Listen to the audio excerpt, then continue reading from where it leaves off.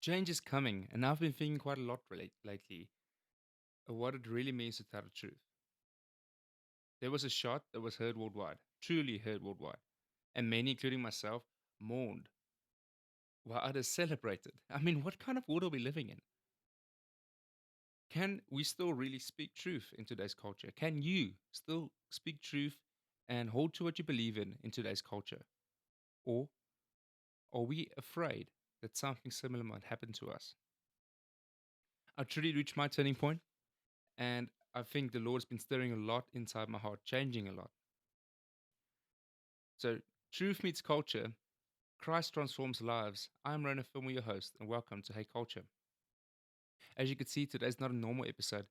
I'm not interviewing anyone, and it's going to be a lot more personal and raw. But also, it's going to be a bit of a taste of what's coming next, what you can look forward to in Hey Culture in the future. To support the work that we do and the content we create for you, please remember to like, subscribe, and comment on this episode and to follow this channel. And share this episode with people who would benefit from engaging in this journey for truth. Also, if you're listening on one of the audio platforms, remember to leave a review. That helps a lot, truly helps a lot. I remember the feeling of disillusionment when I heard the news. My dad and I prayed together every morning, and he asked me if I heard, with tears in his voice. I was saying, "Really? It can't be." Hmm. You know what I'm talking about? Charlie Kirk. It still feels so unreal, the fact that he's dead. What did he represent? Well, he represents somebody who was speaking the truth, who was contending for truth.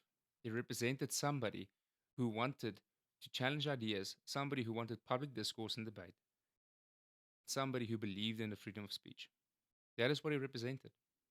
He represented somebody who loved the Lord more than anything, the Lord Jesus. And he now represents a martyr. He was martyred. That brings me to this weird thing we saw in this culture, mourning and celebration. I mean, the mourning part I understood, and I think we saw how much of an impact he had in this world and in this culture. That not only Americans and Republicans mourn, but even here in South Africa, even in the UK, worldwide, people were mourning Charlie Kirk's death. He had such a big impact. And maybe it was his big impact that caused the following thing to happen, that we saw people celebrate. We saw people basically dancing on his grave. How did we get to such a place? How can we get to a place where we mourn, instead of mourn, we celebrate the loss of a father, the loss of a leader, the loss of a husband, somebody who stood just for conservative values, somebody who stood for family, somebody who stood for church, somebody who stood for truth, somebody who stood just for conservative values. Instead of engaging with ideas, you were silenced. My turning point, and finally doing what I know I should do. That is where I'm at. And let me tell you a little backstory. Before I started Hey Culture, what was burning inside of me was to engage with with the political and with news, and to engage with it from an apologetic standpoint, but from a faith standpoint, and to really critically analyze this world, because I believe what happens in politics has an effect on everybody. If I want to say that I believe that ideas have consequences and that those consequences need to be challenged or engaged with, I can't then overlook political ideas, because it is the political ideas that has a direct effect on the people I love.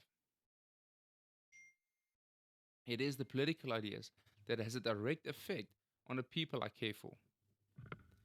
It is the political ideas that get people killed. It's the political ideas that have people starving. It's the political ideas that breaks down the culture around us, or at least plays a part in it. So my passions are culture, faith, and politics. However, I've been a bit shy or a bit hesitant to really dive into the political. As you guys know, those of you who regularly watch my channel, I've been engaging with philosophical and worldview ideas that has an effect on this world, and those things need to be engaged with, and I will still engage with them, and I proudly stand by what I've did up until now. And it has been a journey and a learning curve and a learning process. But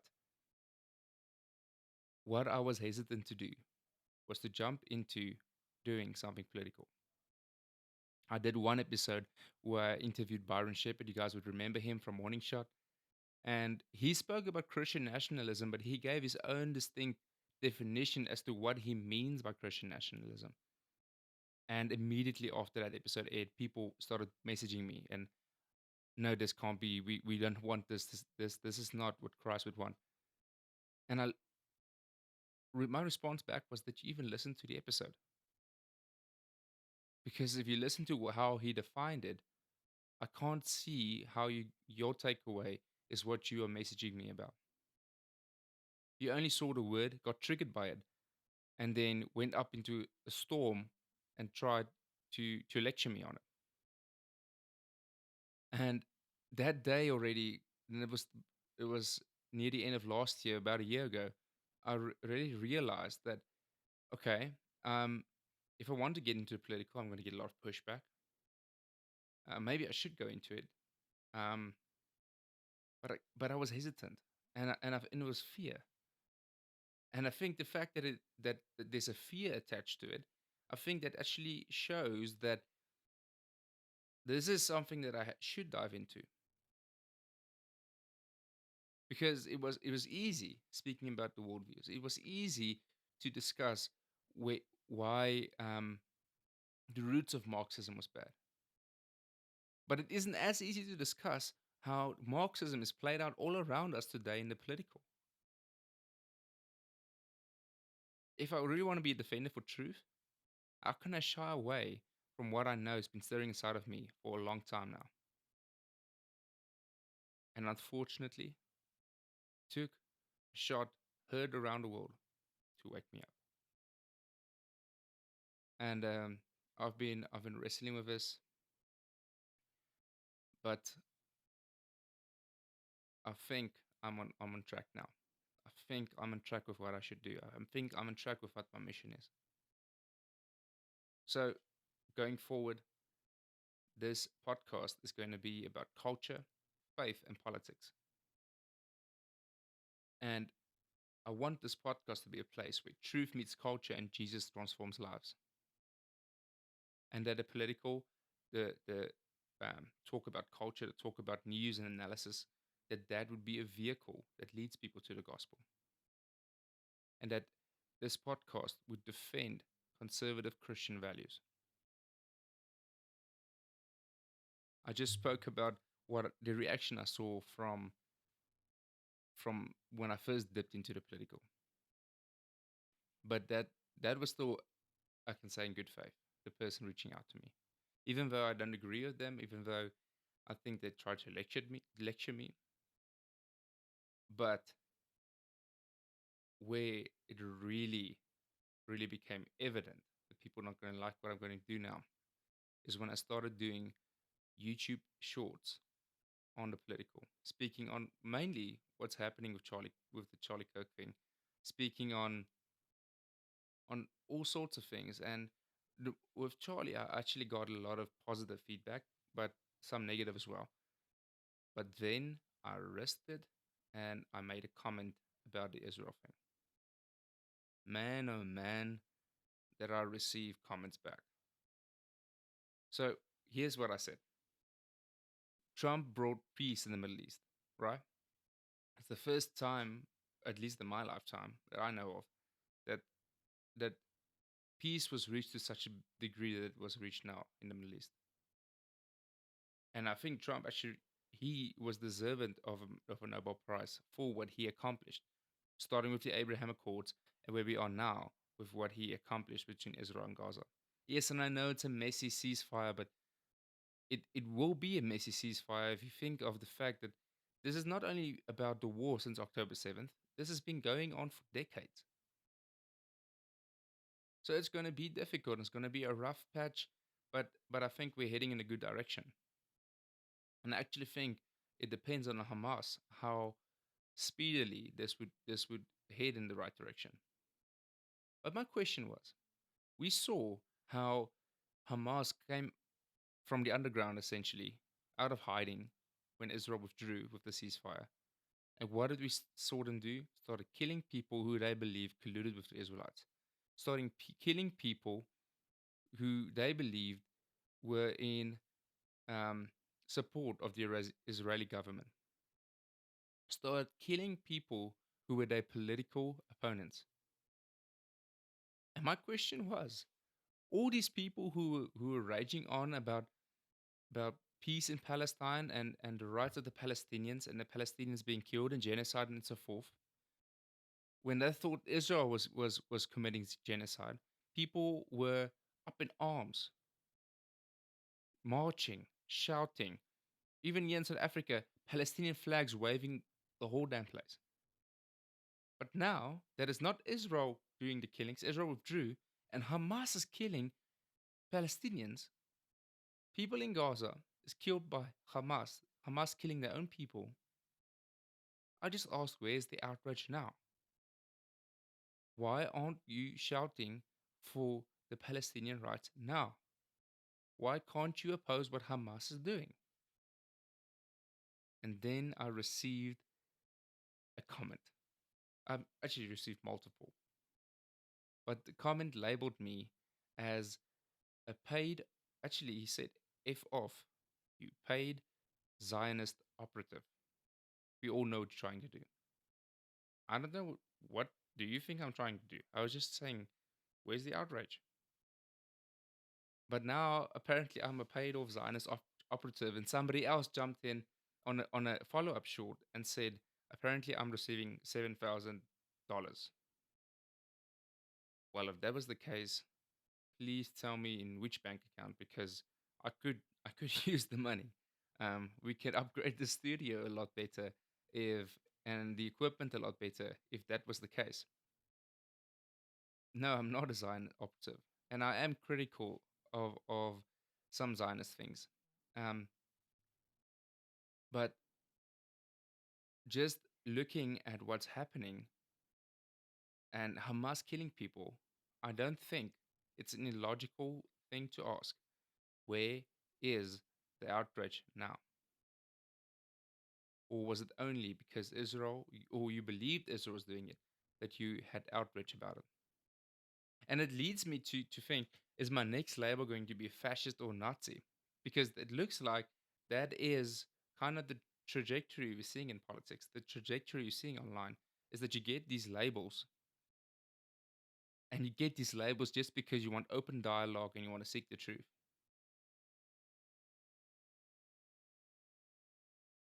What I want to do is to biblically stand firm and to look at politics and culture from a biblical, conservative, classical lens, to kind of see how we can bring about a renaissance of conservatism,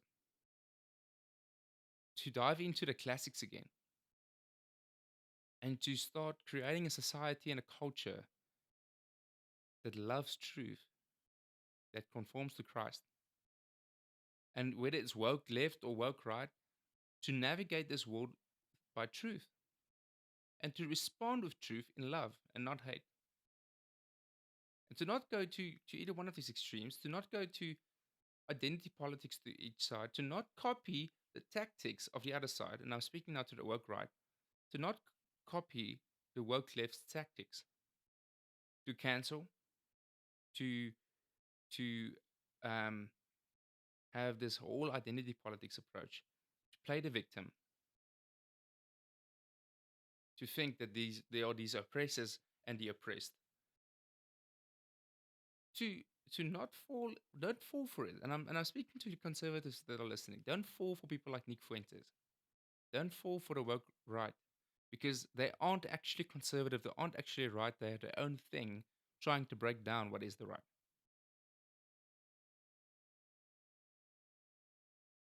But when we respond with truth in love and not hate.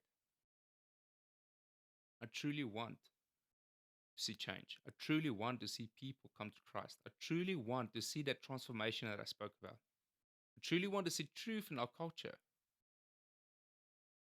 And I'm not going to hate those who persecute us because I believe Christ said, pray for those who persecute you, love your enemies. And that's what I'm going to try and do. It's not always easy. It wasn't easy looking at those people celebrating Charlie's death. But all I could think to myself is, how did you get to this place? Is it demonic? How did you get here? To dance on his grave. So going forward, and I'm teasing still a little bit as to where the podcast is heading in the future. And I'm going to tell a little bit more to the end of this episode. So stay tuned. But a bit more of a taste of where it's going. Let's look at some headlines and a snapshot of what's going on in culture. In Network 24, we read that no US official is going to attend the G20 in South Africa. And Trump actually went on Truth Social and tweeted that it's a disgrace what's going on in our country. We also have Trump saying that South Africa shouldn't even be part of the G20, which is true. We are not in the top 20 economies globally. And when we were included a few decades ago with the G20, we were the top economy in Africa, but at a rapid rate, that is not going to be true anymore. But Trump said no US officials are going to attend the G20, which I think is a good thing because I think South Africa needs to wake up and the world needs to wake up with what's going on in South Africa. The things that Trump um, confronted Cyril about, the expropriation without compensation, human rights violations, um, the the political, I won't say persecution yet, but the political pressure and discrimination towards Afrikaners in South Africa is a problem. And the question will be, how long will the government give a blind eye to this? Keeping quiet or making less of the crisis is giving it permission. They are allowing it. They are allowing it. But we are not going to tolerate it. We are going to keep on speaking the truth because luckily we are in a day and age where we have the internet. And each one of us can use our voice to speak up of what is going on. That brings me to a following headline. The Daily Maverick reports on the Mdlanga Commission. Just more of what is wrong in South Africa. Political killings, corruption, paid off cops, politicians involved. But this is nothing new. Let me tell you about a story I know, and I'm not going to reveal the identity of the person for their own safety. I can bring receipts, but I'm not going to, for their safety, not going to reveal their identity. This person was a detective in South Africa in the 90s, and they uncovered major intel on a cartel that was operating in Pretoria. And they knew with a funeral that this cartel, everybody's going to be there. And they had a whole raid planned to where they could really, where they could catch major leaders within this cartel. That they're all going to be at the same place on the same day, at the same time. Everything was planned. They were about to head out. And then from somewhere from the top, people, they said, don't do it. You can't go and arrest them. And if you go and arrest them, we're just going to release them. Somebody at the top of the police hierarchy told the detectives to stand down, and because there was politicians involved. This is nothing new. And unfortunately, the Mdlanga Commission, unfortunately, I have to ask, is this just another commission? I mean, we had the Zondo Commission, and it revealed plenty of what's going on in South Africa. We revealed plenty of who the guilty parties are, who are implicated in it, who are the corrupt officials in government, and there are many of them. but we are not seeing consequences based upon the findings of the Zohran Commission. We're not seeing any consequences for those guilty. And the Mdlanga Commission is already costing 147 million rand just for the first 6 months. And there was a delay for it to start. And I know it's entertaining, and we all can watch Ian Cameron really lay it into Beketele, and we can see how truth is coming out, and I'm really appreciative of truth coming out. And it's a prayer that we've been praying in South Africa for a long time, that the truth will be exposed and that the corruption will be exposed and the truth will come to light. And we are seeing it, and I'm grateful for that. But we are not seeing consequences. We are not seeing it being followed through with those implicated within these commissions. And on this, we also now have the NACA, where they spent 3 years, not a commission Ramaphosa created. He is the president who just creates commissions the whole time. Everything needs a commission, everything needs a plan, everything needs a new PDF, as Rob Hersov would say. And it took them 3 years to develop this. I think it was a 1,000-word plan, and I speak under correction. You can go check me. I think it was a 1,000-word PDF that they concocted as a plan for anti-corruption. But we already know who the corrupt parties are. Just take the Zohran Commission, follow through on it. Why aren't these people in handcuffs? This is where the problem already lies. We have commission upon commission upon commission, and Ramaphosa, that's his favorite word, is commission, or task team, or whether it was what was it during the pandemic, the COVID task force or something like that. But it doesn't go anywhere. It's just keeping them busy the whole time. And it takes money from taxpayers. I mean, 147 million for 6 months for the Mdlanga Commission. And now finally we're getting the truth to come out. But it's been 6 months. Is the money worth it for what for the consequences we're going to see from this? Are we going to see any consequences? And we are seeing things that we've been saying for a long time, that the political commentators in South Africa have been saying for a long time. The disbandment of the Scorpions, the political killings, and the fact that there are politicians involved in the political killings, that there are politicians involved with these cartels in KZN, that there are paid off cops who are in the pockets of these people. This has been said for years. It's only being confirmed now in this commission. As I said, commission after commission with no consequences. Because commissions are Ramaphosa's favorite pastime.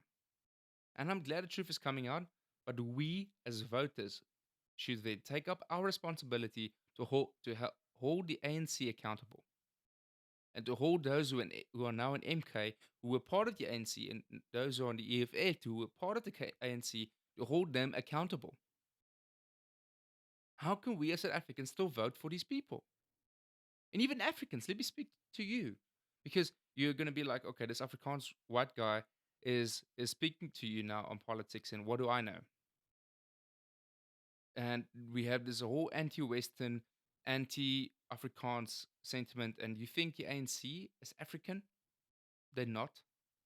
Let me tell you, they are betraying African culture, because the ideologies they are following are East European, or actually they are German. It started with Karl Marx, but it took off in East Europe and Russia. They are communist. They are Marxist. Even the EFF dancing with their red beret, which is French, by the way, and using the ideologies they're using, that's German. It's, in quotations, a white man's philosophy they're following, and they are taking you for a ride. And we've seen worldwide where socialist communist things are implemented, it leads to corruption. And it leads to them looting and stealing, and only they and their cadres become, and their oligarchies, they are the ones becoming rich. We see that with BEE as well. It has enriched a small few has not empowered Black South Africa. We need to get back to a merit-based um, thing. We need to get back to merits being what um, being the incentive and the criteria and that if you have this criteria that you then have this incentive because you can actually work for it. You can actually earn the position.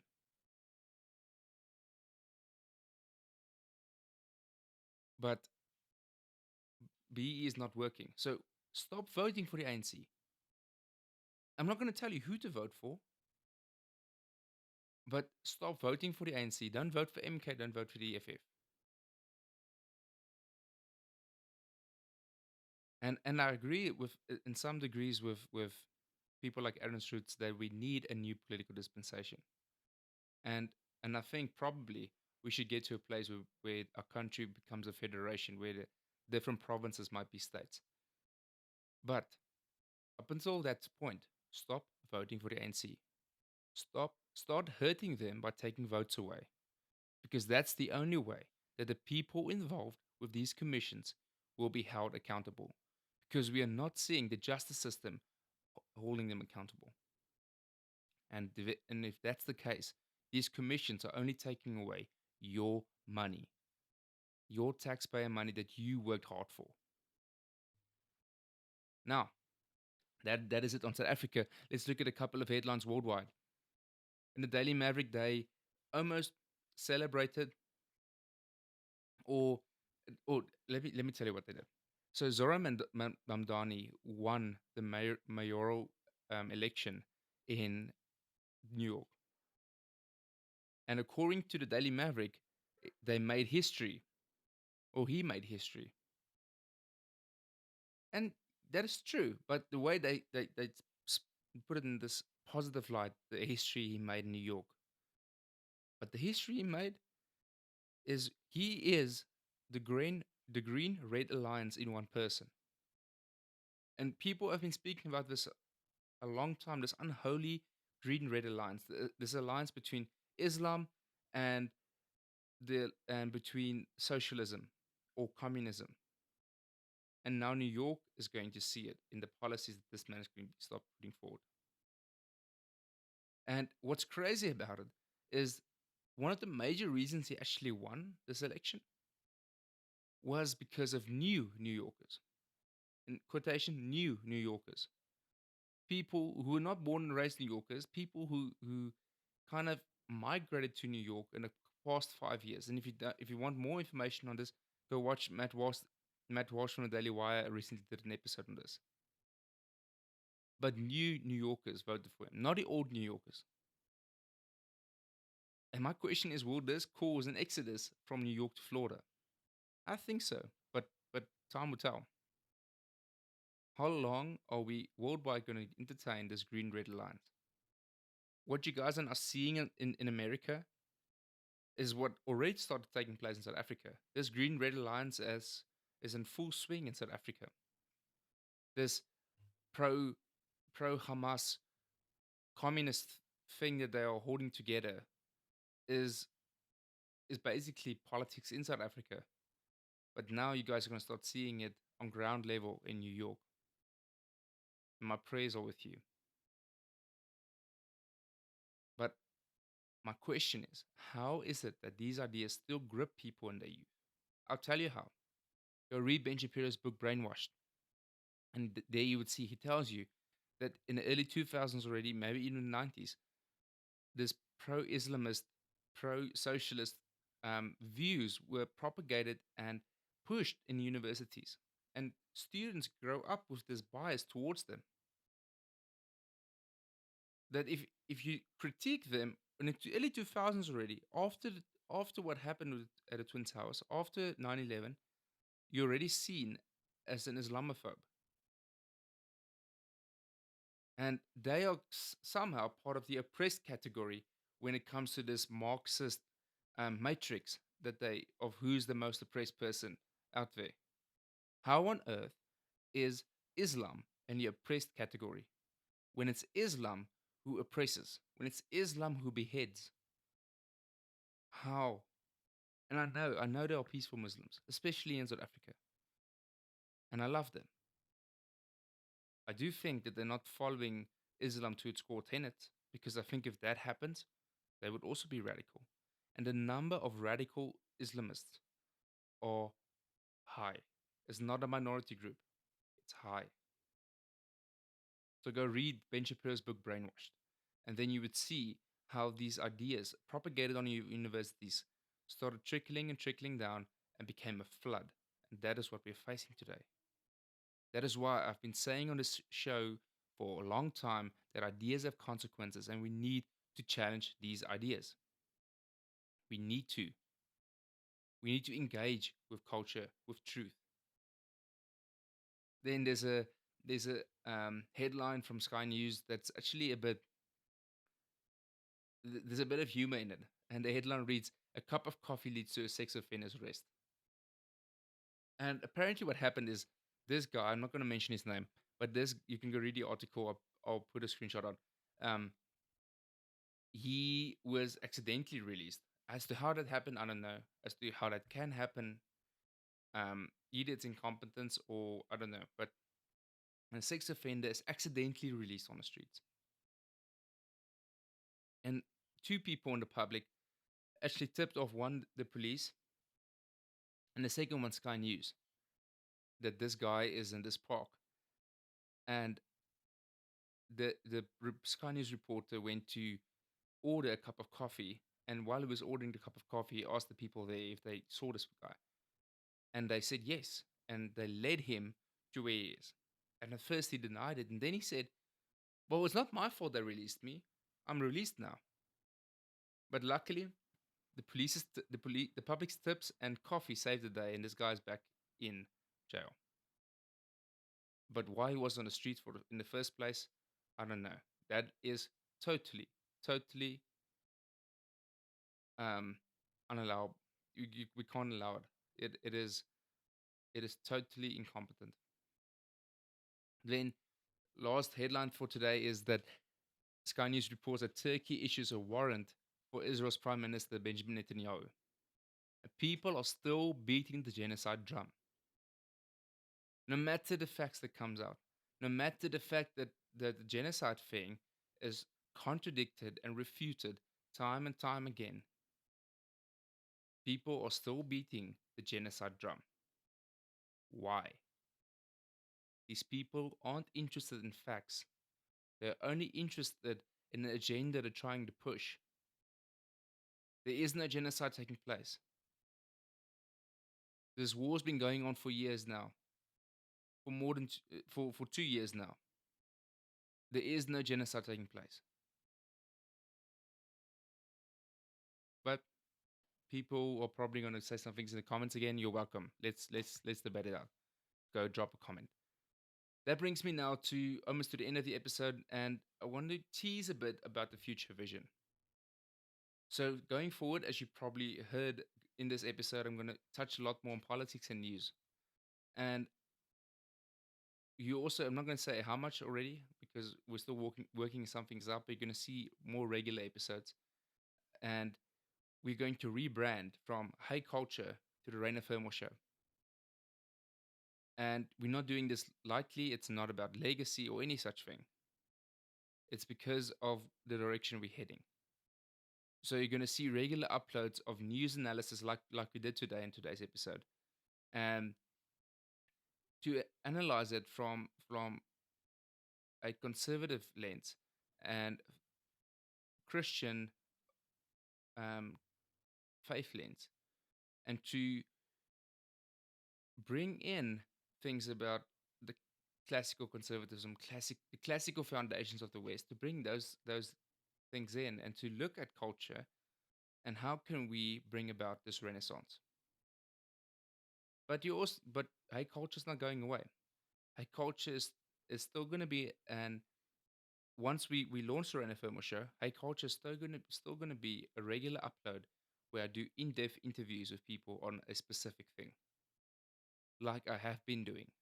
So it's not going away. High culture is not going away, but there's going to be more regular uploads of the Ryno Fermor show where we're going to analyze and comment on what's going on in our culture. There's also some other surprises coming, but I'm not going to reveal everything now. You're just going to have to stay tuned. And probably in February 2026, the majority of the things are going to be launched. But stay tuned, like, subscribe, and follow. And thank you for your support. And thank you that we are fighting this fight together. I'm Ryno Fermor, and this was Hey Culture.